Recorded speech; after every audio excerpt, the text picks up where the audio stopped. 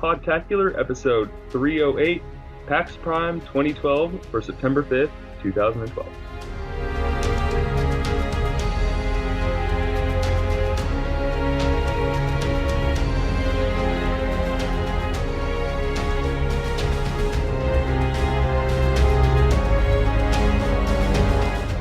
Hello, ladies and gentlemen. Welcome to Podtacular, the unofficial Halo Universe podcast. I'm your host, Duststorm, and with me this week we have two people that joined me at PAX Prime this year, which was August 31st through September 2nd.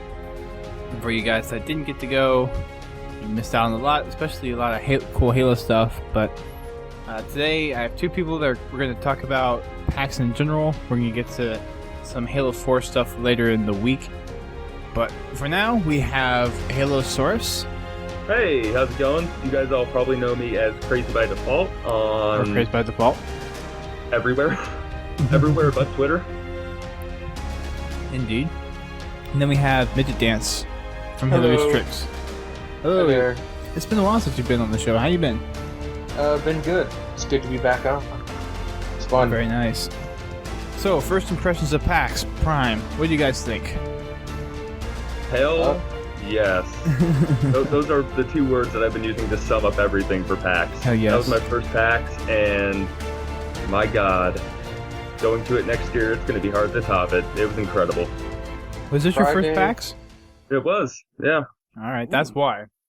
The PAX, first one's always PAX the big is one. amazing, yeah. But Friday was the best day of my entire damn life. Yeah, yep. For reasons we can't go into. Yep. Well, other stuff happened that day too that was just incredible. In the line for the thing we can't go into, something amazing happened that nobody else in line noticed because I was the only one that plays League of Legends. Uh-huh. But the most famous player in League of Legends walked by everyone, totally lost. He thought the buses that were like in the tunnel were going to his hotel or something.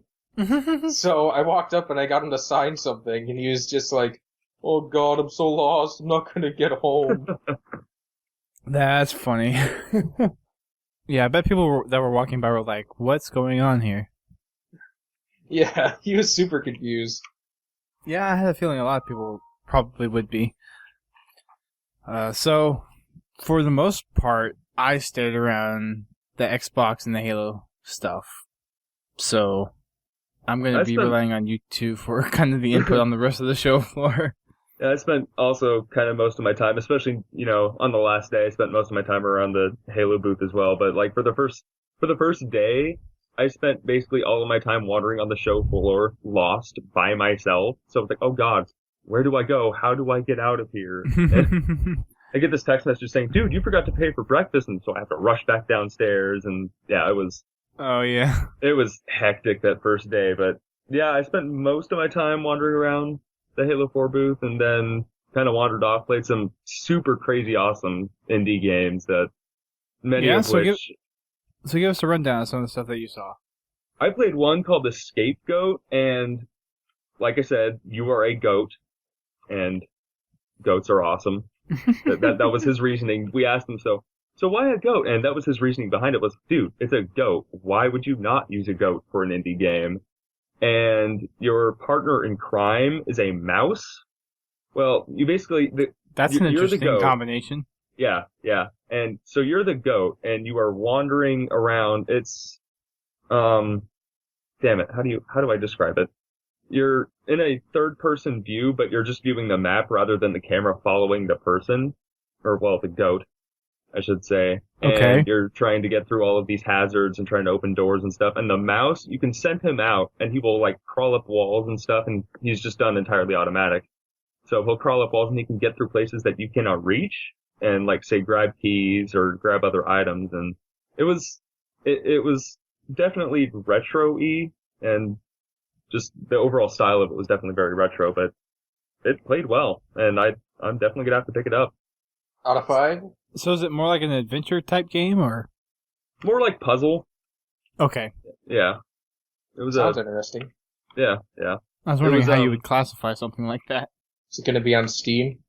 He's trying to get a Steam contract, but it's going to be on Xbox Live Arcade, and I think he said it's going to be free to play on the browser through HTML5. Oh, that's cool. So, yep. A lot of good games that start out like that, like Happy Wheels. Oh my god. Oh, goodness. Love that game. Yeah. Happy Wheels just seems a little weird to me. I don't know if that's just me or... It is weird. That's the number one way you can describe that game. And see, that's part of the reason why I like it, is because it's just so bizarre. Like, you would never think that getting a harpoon through the face would be so entertaining, but that game makes it entertaining. It does. I guess the same could have been said for, like, the weirdness of Bulletstorm, although I've never played it, but some of the guns in there, like, I've seen some gameplay of it, and it's an interesting concept with having the different kind of stuff in there, but all in all, it's just a different experience, I guess is the polite way to put it. So, what was it called again? A Scapegoat. A Scapegoat. Yeah. Very interesting. I'm surprised it took so long for that name to be taken. Yeah, I know. Quick Google search, and it's the first thing that came up. I was like, whoa. It wouldn't seem like something very common that you would normally think of, though, so... Yeah. Well, because Scapegoat, and then...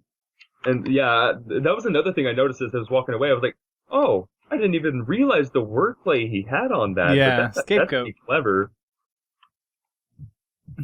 Oops. Alright, so, anything else kind of stuck out to you? That I suck at other games besides Halo. Wow. I would randomly walk up to some, other booth. Like I played Tribes, and that game is like such a fast shooter that I was just like, I don't know what to do. I do not know what to do. And part of it was also because I'm not much of a PC gamer. Yeah, laugh at me, but yeah, PC gaming is not a huge thing. So all of a sudden this mouse and keyboard combination, in addition to this new game that I had never played before, it made me realize that I suck at gaming. Well, it could just be computer gaming, because how much computer gaming do you normally do? None, besides Minesweeper. Yeah, so None. yeah. So, I mean, it might just be the PC game aspect that you suck at. Yeah. I also played another one, if you heard, like, the cool, guitar riffs and drums and stuff out by the Halo 4 booth, I played the game that was too. It's a fighter flight sim, and overall, like, it was a very cool design, and I'm also a big flight sim person, going to college to study aerospace engineering, so obviously I like planes. So wow. I thought, why not combine, planes aerospace engineering, talk about rocket scientist. Yep. It's not rocket science. Oh wait, yeah, I actually am a rocket scientist. Yep. Yeah. Wow. But yeah, so that was kind of fun. Normal matches last 30 minutes, and I died in 2. So that was interesting. All right. Do you have to wait to respawn then for 28 minutes, or what? Nope, you just leave the match. At least in the custom game. I'm air quoting here. Custom game. Custom game? Yeah. All right. Custom game. That's an interesting way to put it. So, one of the things I saw, actually, is they had a Kinect Fable game. I forget what the new game's called. It's Fable something, but it's like Kinect controlled now. And actually, the Freddy W gang, huh?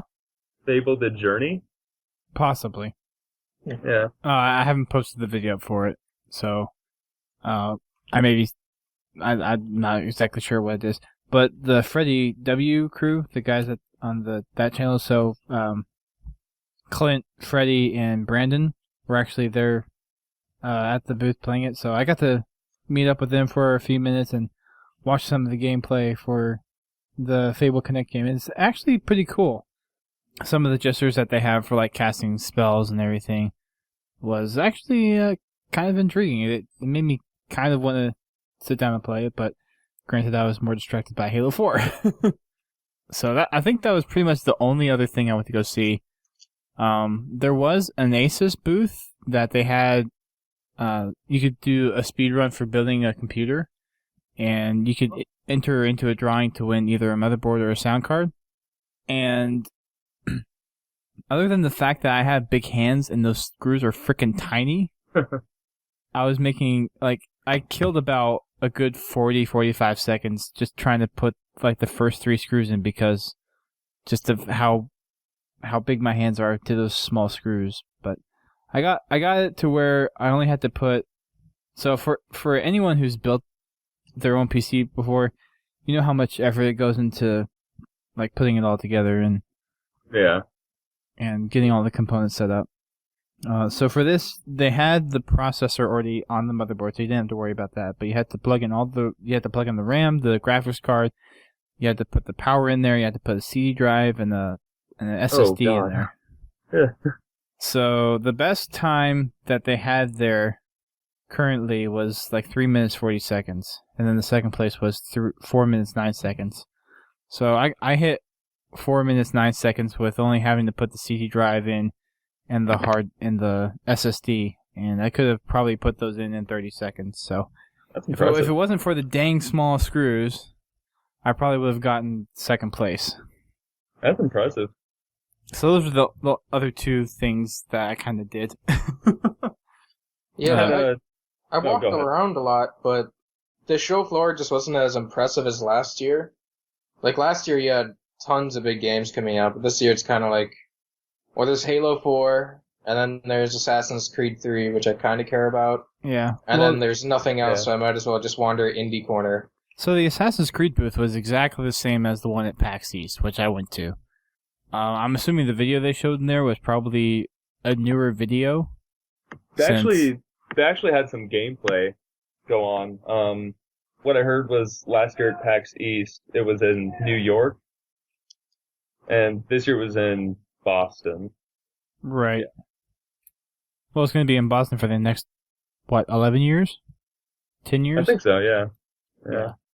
Boston. Anyway, it's kind of cool to watch. There was nothing too, super spectacular. It's basically going to be, Green Skull and I were just talking about this, standing in line, was that Brotherhood and Revelations, they didn't have anything that was super incredible that, made you want to keep going back for more. And I feel that AC3 is going to be kind of the same way, which, sticking to what AC works. has a good story. It does. The story for Assassin's Creed is very well done. It is, yeah. The multiplayer is a nice addition to it, and it's cool, but it doesn't have the appeal that Call of Duty or Halo has. Yeah. And I can respect them for sticking with, what has worked in the past for them. And I guess it's kind of weird, with Halo 4 coming out and they're undergoing these, super incredible changes and taking a different direction from past games, which, I'm absolutely in love with. And then looking at Assassin's Creed 3 and I'm like, oh, this is the same. Like it was a little bizarre for me to, see the juxtaposition of those two, but it was, I can respect them for sticking with their guns and going with what works. Yeah, well, they've been showing off a lot of stuff, too, with the combat at sea and the new movement system that they have in there, and the fact that this revolves around the American Revolution. Yeah. And there's sirens outside. Yeah, I still haven't beaten the first one all the way through, so I stayed away from it. I haven't either. I've played their 2. booth was very impressive. I've played 2 Brotherhood and Revelations, and I've started playing 1, but I have not gotten through it yet. Yeah, I played all of them, actually. I played 1 and 2 just kind of as a little glance over, just picked it up and played it for a little bit, and then I've actually gone through and really dived into Brotherhood and Revelations. But very nice. You said you went and saw the League of Legends tournament, MidgetDance. Oh, yeah. So that was pretty much I think the biggest tournament that was at PAX this year. And that was on the main floor, in one of the big back rooms, right? I'm assuming that's where that was. No, it wasn't on the main floor. It was all the way up at the 6th floor, and 6th floor has 2 theaters, and then a giant theater, like way in the back of it, and that's where it was. So okay, what was the thing on the 4th floor over by the swag stuff? I don't know what it was. There was a Dota 2 tournament going on there as well. Maybe that's what it was. It could have been that, but I'm assuming that not that many people went to that one, since Dota 2 isn't nearly as big in esports as League of Legends. Right. League of Legends is almost up there on the popularity of StarCraft now. It's overtaken StarCraft. It's number one. Oh, really? StarCraft. Yep. StarCraft has been out for how long now? 2 years? Over StarCraft 2? Yeah. Yeah. StarCraft 1 has been like 10 over 10? Yeah. StarCraft 2, I want to say is 2 years or maybe a little more than 2 years. I don't exactly remember. It's something like that, yeah. But the League of Legends tournament was insane. I saw Morgan Webb there, like 2 feet away from me, which is weird. Nice. And then like I was watching the tournament and I happened to be standing like in a spot where she walked in after I was standing there. But then like a little Morgan Webb mob formed and totally blocked my view of the tournament. And it was really annoying because I'm looking straight up at the screen and there's a mob of people in front of me looking sideways at Morgan Webb. I'm like, get out of here. That sucks. Yep. So has anyone really had a chance to look at, was it Firefall? I have no idea what that game is, but it's always like the most promoted game there. Yeah, see, neither do I. I mean, I saw the ad for it, like, back in the spring, but... Yeah, that's they had something at the VGAs about it, too. Dude, it was at PAX last year, and it was huge. It was? I thought it was. I remember a booth. Well, I spent all my time at Halo Fest last year. I saw it at PAX East. It was at PAX Prime last year, and it was, like, just as big. So, I don't know when that game's coming out, but holy crap, they're pouring some money into it. They must be expecting it to be huge. If they're willing to promote it this much. I guess, if it's anything like Brink was, though. I mean, I'm not trying to say that they're going to be like that, but I don't know. Firefall to me just doesn't. I guess it doesn't click for me. I guess. I just don't know what it is. It's a first person. It's kind of like a futuristic first person shooter type thing. I don't remember the details about it because the only media I've really seen is from the VGAs, and that was a long time ago. Wikipedia. Okay. They were promoting so much. They were promoting by the Paramount Theater. They had this giant truck that looked like a giant robot laying down or something, I guess. And it was just playing like Daft Punk and techno every time we went to the Paramount Theater. I don't know what was going on over there, but they were promoting like 2 blocks away from PAX. Oh yeah. When I went to the Rooster Teeth panel, yeah, they had this huge truck like decked out and freefall stuff and. Dude, isn't there a truck that goes around PAX that has like those ads on it? I think that might be it. It's probably that truck. But how come? This was something that really confused me. Why? 2 things actually.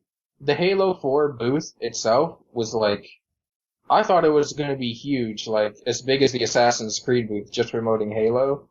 But it was in like a corner of the Microsoft booth. And then the Halo 4 panel, which was awesome, it wasn't in the Paramount. Like. No, it was in the Pegasus Theater. What was up with that? That was weird. I don't know. Yeah. Because that theater got full quickly. Yeah, like it really should have been in the Paramount. They had the Halo 4 panel in the Paramount last year, and it filled up. And that year was the year when it was just, well, we can't talk about that for an hour straight. This year they showed Halo so much cool footage and everything. There was Halo Fest.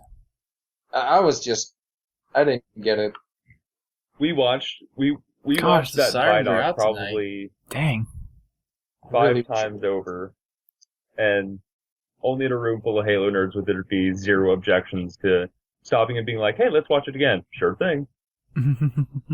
And yeah, that panel was amazing. That panel was awesome. And for those of you who did not get to go to PAX, we actually have the full panel up on our YouTube. And I think we're the only ones that do have it, to be honest. So if you go to youtube.com/podtactv, or you can do or you can just do podtacular.com/YouTube. The latest video up there right now is the full hour-long panel. So make sure you go check it out, because there's some pretty cool stuff in there that wasn't not shown in some of the Vidocs that have been released since then. So make sure you go check that out. Any other games that kind of stuck out to people? I know I saw the Assassin's Creed booth, so I didn't really go see it again this time around. Bit Trip Runner 2. That looked fun. It's an indie game. If you haven't checked out Bit Trip Runner, it's really fun. Alright. Bit Trip Runner. Anything else? Well, not games, but booths. Just Mega 64 and Rooster Teeth booth were fun. If you go to a PAX, check them out. They're at every one. Alright. Yeah, no games really stood out to me this year except Halo 4. Well, I think that's what everyone was primarily there for. Yeah. The show floor itself at PAX was just I don't know, compared to last year, it wasn't as So good, I never went up to the show floor. Was it basically the same size as it was last year? It was the same in terms of size, but space? it was the same size, yeah, because it's the same event hall, but there were bigger games there and more impressive booths for the games because Skyrim had an awesome giant dragon statue, and Star Wars had all these panels where you could watch people playing the game. I do remember seeing the dragon. Yeah, That was pretty cool. And they had little smaller ones, right? I think so. But I don't know. The show floor itself wasn't like the main event of PAX this year. This year it was just like Halo 4, League of Legends. Right. So we have CMNeir in the call now. Hello, Chris. Oh, Hi. Greetings. Konnichiwa. Hello. is that Liz too? No, that's still me. Liz is in Florida. Okay. Chris is just throwing out his feminine voice. Dude, Chris is all alone. I know, the basement's empty. Oh no. The man cave. The man cave is empty. It was probably pretty full last week, wasn't it? Yeah. You had Stone Emo Kid, Deuce McGee, and MidgetDance all in your house. Yeah. Yep. I was plotting to murder them, but they left too soon. That That's couch too is bad. pretty comfortable. Oh, It sucks though. I cleaned up today and I was just walking around in this basement. It's just so quiet and eerie now and dark, and I'm the only one here. I took your Liz away. Ha ha ha ha ha. I took your Liz away to Florida. To Disney. Florida. Yep. At least the weather's probably nice in Florida. No. Nope. No? That's all Liz has been complaining about is how hot it is and how she's sweating from walking outside just for a second. Yeah, that's Florida. It cannot be as bad as Houston. It's the same type of weather. Yeah. Humid and hot.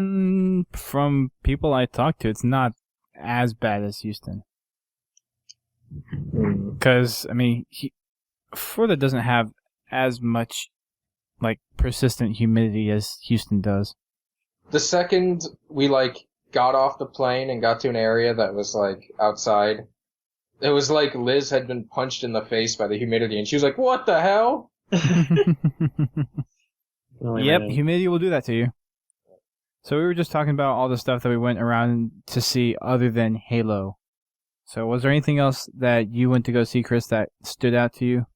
Bit Trip Runner 2 was pretty cool. I saw that booth. Yes. I'm actually pretty excited for that game. What else did I see? I walked around the indie section for a while and kind of just picked up random things. I looked at Toki Tori 2, which looks pretty interesting. I got the beta for that. This game called Delver's Drop that I have a card for looks pretty cool.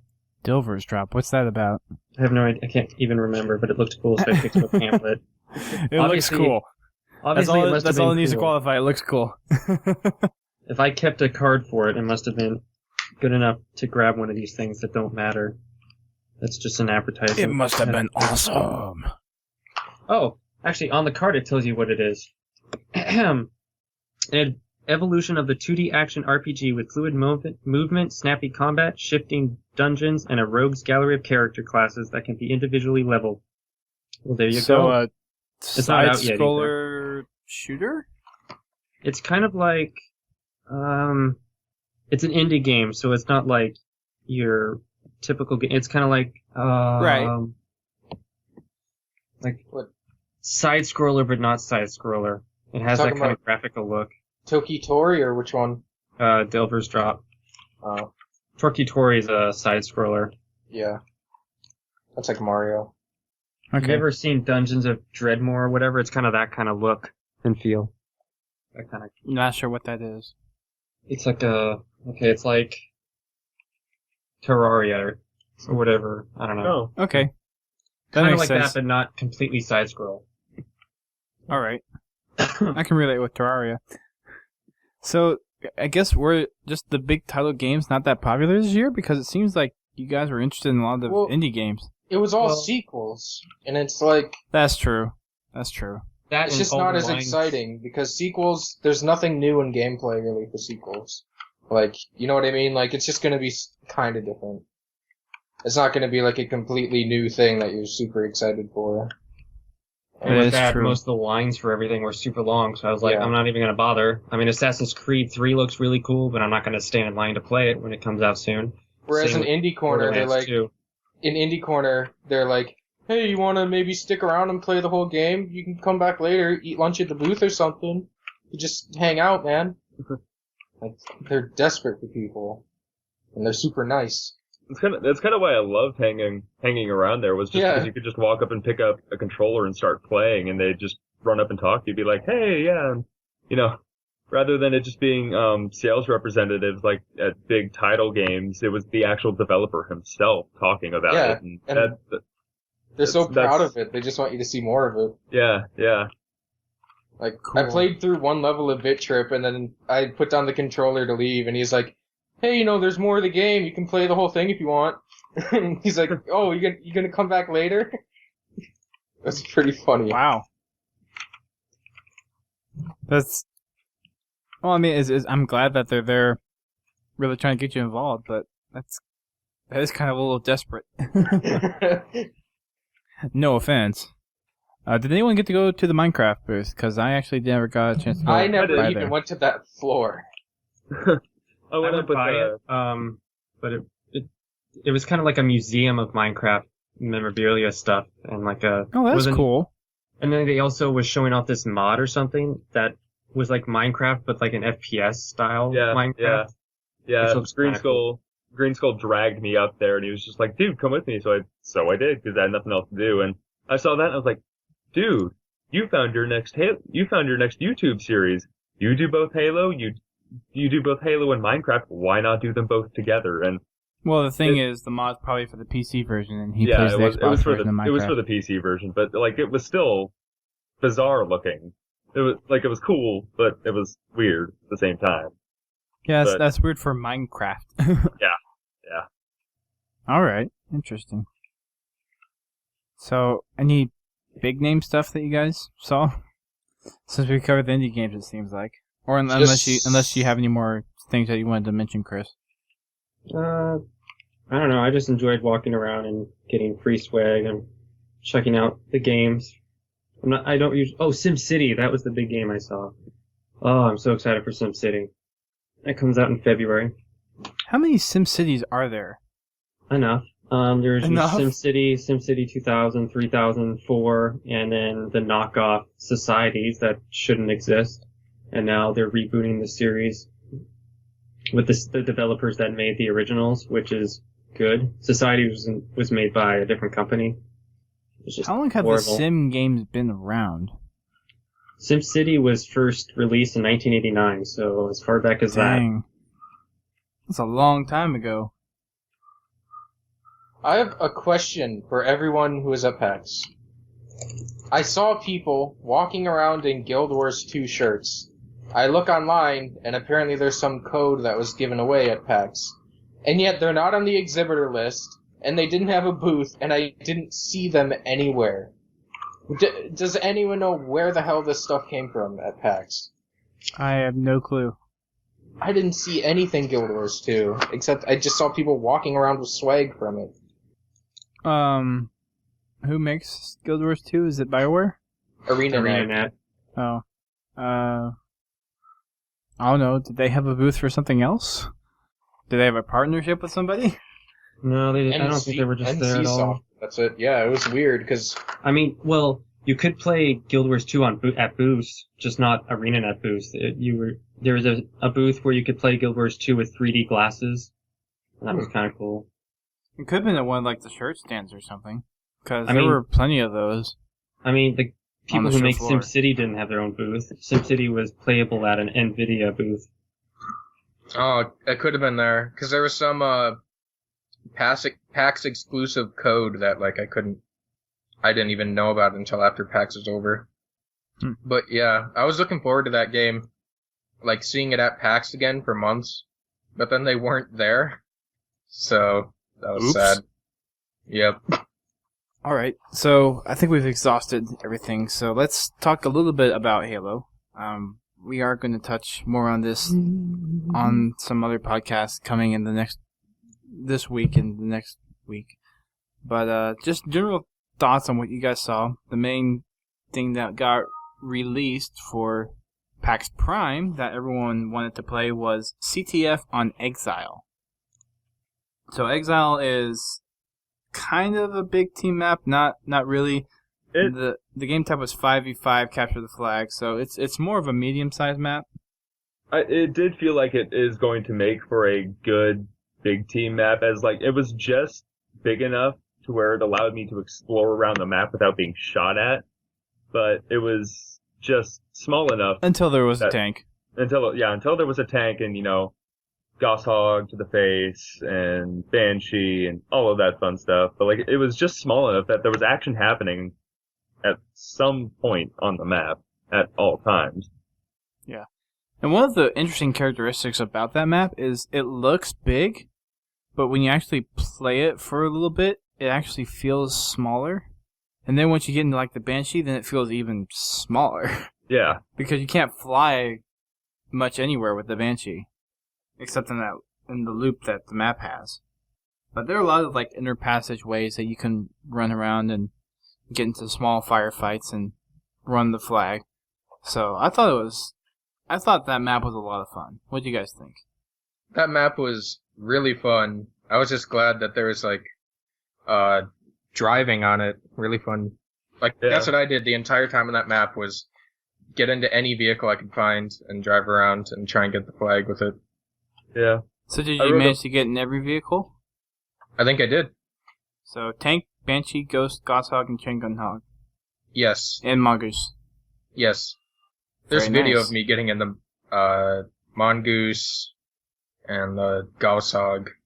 So what did you think of the firing rate on pretty much all the vehicles being slower? I don't know. I didn't really even notice. The pistol felt really boom, boom, boom, boom, boom, like faster. Had a faster Which fire one? rate. The one that you had while you carried the flag, or the secondary weapon one? The secondary one. Alright. I don't know. I didn't really have a chance to see if those actually were the same or if they felt the same. They did feel the same. I was just like, wait, aren't those the same? I mean, I would assume they are the same weapon, because they did feel the same. Although I didn't really get the chance to look when I actually picked up the flag, but I didn't either. I'm fairly sure that the Magnum has infinite ammo upon picking it up. For the flag, yes. For the flag, I'm not entirely sure though. Someone can feel free to correct me. I think you're probably right. Or there was no HUD element that indicated otherwise. It was just, ooh, you have a pistol. Right. Yeah. As far as, the pistol with the flag, I thought that was a very cool addition. I loved it. I absolutely loved it. You feel like a total badass wielding the flag now. And a lot of competitive players don't like that you can't drop the flag, but I think it's actually going to drive for a lot more teamwork. I like the auto pickup, and I like not being able to drop the flag, but having them both together, I feel like it should be one or the other, because I mean, with the auto pickup, it's nice because you don't run into that situation where there are weapons, surrounding the flag, and you're like, no, I want the flag. No, I want the flag, not but the I mean, that's when the flag should just overrule the weapons, and yeah, but I'm personally of the opinion that the auto pickup should go away. I like the idea. Granted, it is nice to drop the flag, and I would like to have it that way. But I like the idea of once you get the flag, you cannot drop it. I do like that idea. Yeah. Because it forces you to work better as a team. You just have to hold down a button when you're trying to catch an objective or something. Which, throwing the oddball, yes, games of catch. I can actually play them for real. Well, that's gonna change Griffball like a bit. Griffball is gonna be changed very drastically. Yes. It's gonna be intense. I cannot wait. So it's I mean, just the ability to throw a ball like a grenade. Well, similar to a grenade. It's not the same. Yeah. In terms of physics. Like in Griffball, being able to just smash the ball around, basically like playing hockey. I mean, right. Well, I was talking to Daft yesterday, and he couldn't be on tonight because he has homework. He started school yesterday. But you can almost do like basketball now with it too, because you can basically pass the ball, and if there's the ability to have weapons down, then I don't know, people could basically punch someone for the ball or something, and if they get them, then they can pick up the ball and run down the court or something. I don't know, but it just seems like there's more with a lot of these characteristics that's coming out, that you're going to be able to do kind of more of that sporty stuff, and probably do some other stuff that we haven't even begun to think of yet. I definitely foresee throwing and catching montages for Halo 4 in the future. One of the things that I want to see come back is basically that insane game type. Like, have the ability to have those crazy custom games that were only available because Bungie was nice and they released that insane game type. Because I think that's almost a must now for Halo, is being able to go and to alter all those crazy settings. Because that's, even though Reach hasn't been that popular, it's been one of the core things for making great custom games, in my opinion. Yeah, what I heard is that they're trying to implement as many custom options as possible to allow this to happen. I mean, there wouldn't be,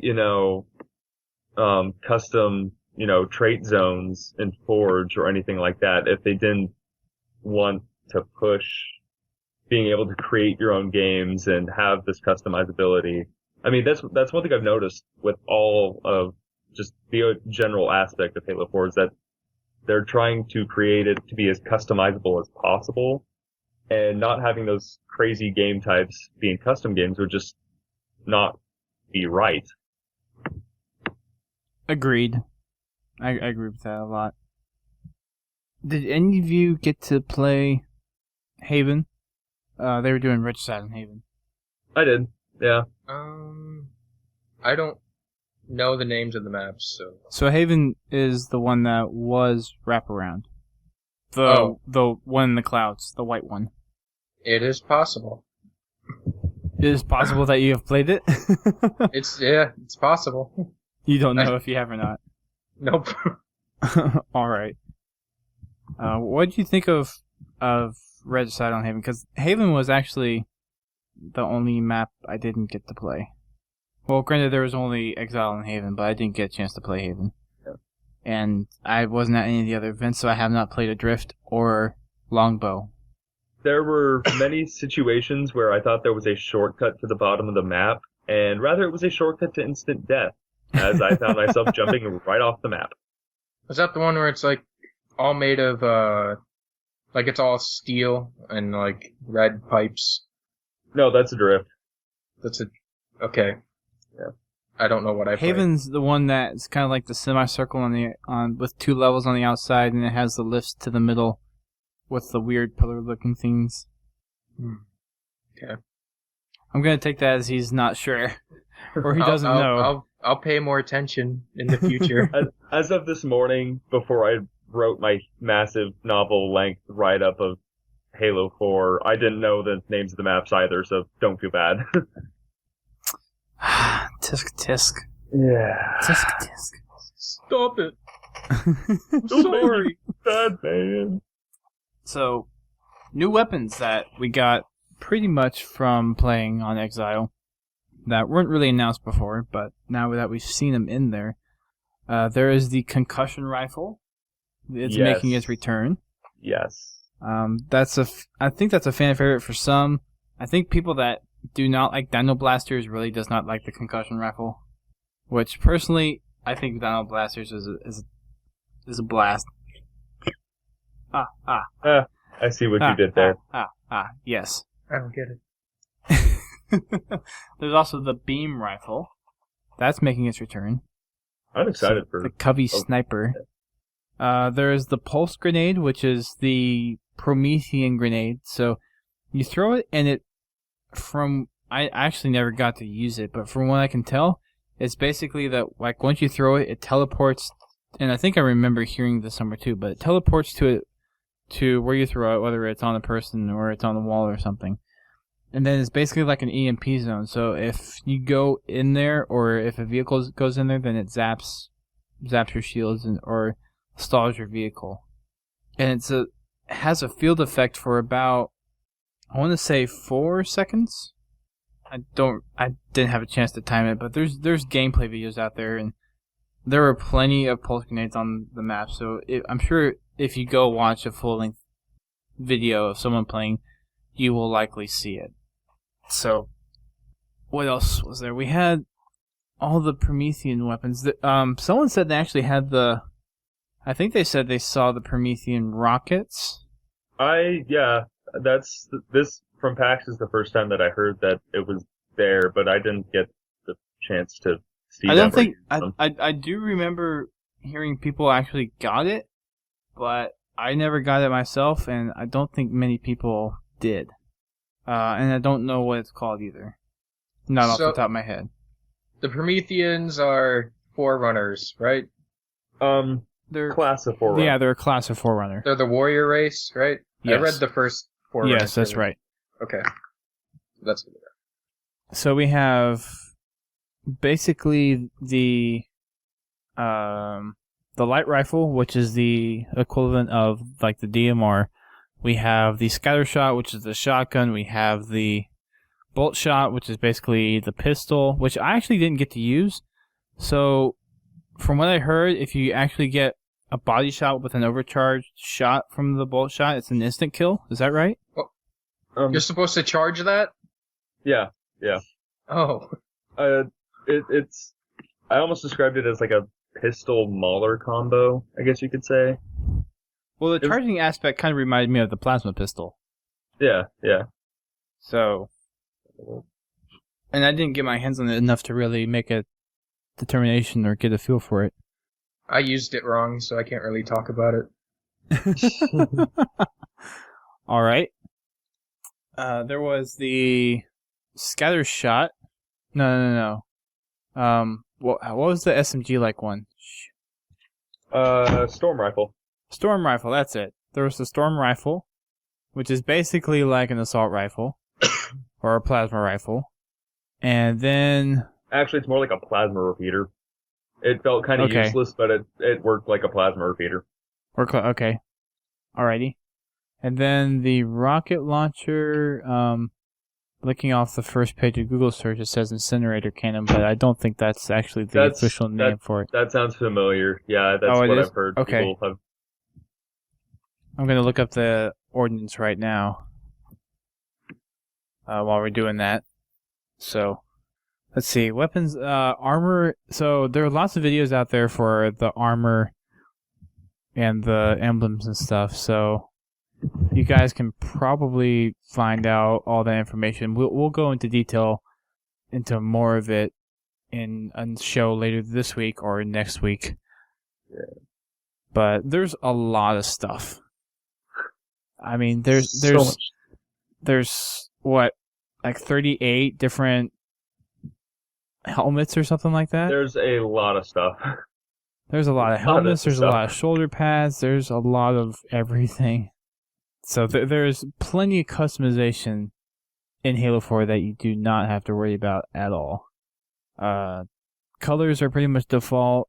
I don't remember seeing an avatar video yet, or an emblem video. So I don't think there's been one of those out. so far. I haven't. No.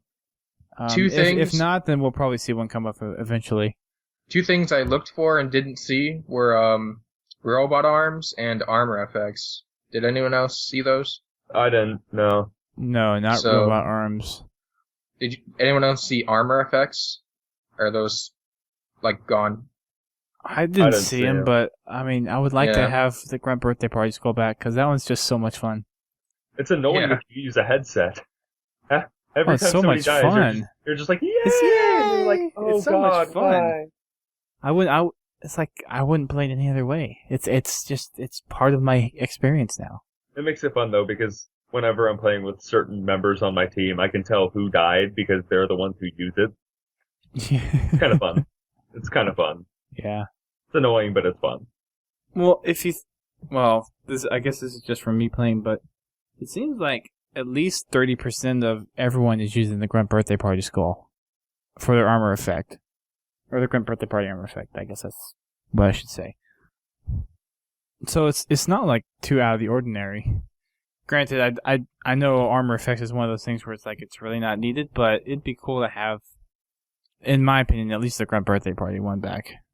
Yeah. Inclement weather is okay. Pestilence, I could do without that, and the Hearts one. If one came with the like super legendary edition again, that'd be cool. I liked that. I mean, what other armor effects would you even put in there if it was still in the game? I don't know. All the ones from Reach and Vor. I mean, there's so many effects you could do. That'd be so cool. And more. Super Saiyan Spartan. Do something with like a Promethean effect. Oh my god. I want one where every time I sprint, it goes honk honk, like the Warthog. That'd be cool. Wow. Alright. That would get annoying very fast. I think that would be more annoying than the Grunt Birthday Party. Honk honk. It keeps your position away, that's for sure. That's very true. It'd be great. So when you'll be constantly hearing horns throughout the entire match. It's like you're sneaking up on a sniper and you're about to run in and like assassinate him, and he just hears this honk honk. But it's already too late. You're coming in at a force unimaginable. Plow through them. Yeah, whatever. What did you guys think of having the music playing while you were running the flag and during like that last standoff? I loved like it. When it was tied. I absolutely loved it. It was cool. I thought it was a nice touch. I'm not sure from a competitive standpoint how they're going to really view it, but as far as it didn't seem to interfere too much with the rest of the game audio. Now, granted, when I played it, it was in a room with a lot of other people. So once I get the game for myself in November and actually have a chance to play it on my own TV in my own room without anyone else there, then I'll be able to kind of see how it affects the rest of the gameplay. But as long as it doesn't interfere with being able to play the game. So like I know for a lot of people that have like nice Astros or Turtle Beaches or Tritons, that you usually rely on those to hear footsteps. So if that music covers that up, that is going to be a problem for a lot of people. I Is would there an option imagine to just turn off music? That's what I was thinking. That was what I was just about to say. So they're not talking about custom game stuff at all right now. No, like in game under audio visual settings. Where you select I don't know. That'd be an interesting thing to look into when the game comes out. I'd imagine if that setting already exists, like in Halo Reach or whatever, that most pros just have it turned off by default for the footsteps and stuff. Well, there's not a setting for that. There isn't? No. Damn. The only audio settings is for matchmaking voice. That's the only audio settings that there are for Reach. Oh, that's not very many. Nope, it's not. Yeah, that'd be nice to have an option then to turn it off, just for them, or for anyone who doesn't like music, or even for people who like listen to other music while they play. Right. Oh no, we'll see what happens when they release the game. Yep. So, alright, and then there was also Spartan Ops. Did anyone get to go over there? I actually watched some people play it, and they were actually doing it was the E3 build, and they're just showing the first chapter of the first episode off, so it's I not. heard it was like midway through, not the first. No, I think it's the first chapter in the episode. To Google. I'm pretty sure. Maybe I'm wrong, but I'm pretty sure it's the first chapter of the first episode. And that was at the... That was at the Mad Cat booth. Was it the Mag? It was the Mad Cat booth. Okay. Because it was actually like right in the middle of the bridge, connecting the convention center to the annex. So, yeah. And did any of you guys go upstairs to the 6th floor for the shops and stuff? Because I meant to make it up to the RT booth, but I never did. RT booth was on the main floor this year. It was just on the other half. It was? Yep. Where was it? Over by Twitch TV and I think kind of by Alienware. They were over in that area. So on the opposite half from Halo, like at the back of that half of the room. Huh. They were over there with... wait. Okay, I remember. They were over on, like, actually in the convention center, not on the annex side where Xbox was. Yeah. All right. That's right. I do remember walking by their booth. But it was on Sunday, so they basically had, like, no merchandise left. Like, literally, I think all their shelves, but except for, like, 2 or 3 shelves, was empty. Yeah, good news for them. Good news? Yeah, good news for them. Still waiting to see that, the stage used for a video feed for the podcast, but in due time, I think we'll see that coming. They said the date at their panel, I don't remember what it was, like September 7th or 17th or something, sometime in September. All right. And I also heard that they announced their RTX for 2013 at their panel, which I didn't get to go to either. Yeah, they did. So that is June. I don't have the date in front of me. Luke. Calendar. I think it is June 14th through or 15th and 16th. Does that sound right? Could be. Is it 2 days or 3 days this year? I don't remember. I think it's 2. I think it's still 2. Okay. I don't remember the announcement exactly. Yeah. So, all right. So, was there anything else you guys wanted to bring up before we close out the show? That November can't get here soon enough. I know, right? Yeah, no kidding. So ready for Halo. Halo 4 looks awesome, and 343 is a really cool company that cares about their community. That's about it. Yep. Halo Fest was a big proof of that, so. I want to say a personal thanks again, just to BS Angel, because she helped us out with some stuff this year, and she was super nice. That's my God. About it. Yeah, seriously, big thanks to 343 and everybody from there for just for making my first PAX experience an unforgettable one. You should have been there for Halo Fest. Oh my God, yeah. Crazy. Sitting back on my computer and watching it through Twitter, I was like, I wouldn't be there. I know, right? And now it's over. The funny thing is, it's like the 3 days, it almost feels like 2 weeks. Just because of like how much fun you're having. But then if you look back on it and look at how short it was, it's like, it's already over? This isn't possible? How is this possible? I was up there for 2 weeks, and I'm still like, I can't believe I'm back home. Why is this? Yeah. It's crazy. But if you guys have not gone to PAX before, do it. The game, yeah, it's definitely something you want to look into doing. If not for the games that are there, like to play all the demos and stuff, just for the social aspect, because PAX is more of a social convention than it is for games and stuff. Like you go during the day and you go play Halo or go look at some of the games, but then in the afternoons and at night, it's when you really have time to connect with people that you play with online. And that's what made it so unforgettable was I got to meet up with you and everybody else that prior to this, I had only known through, Xbox Live or Halo Waypoint or Twitter. And initially it was so weird being able to just discuss this face to face with people who actually understood what I was talking about.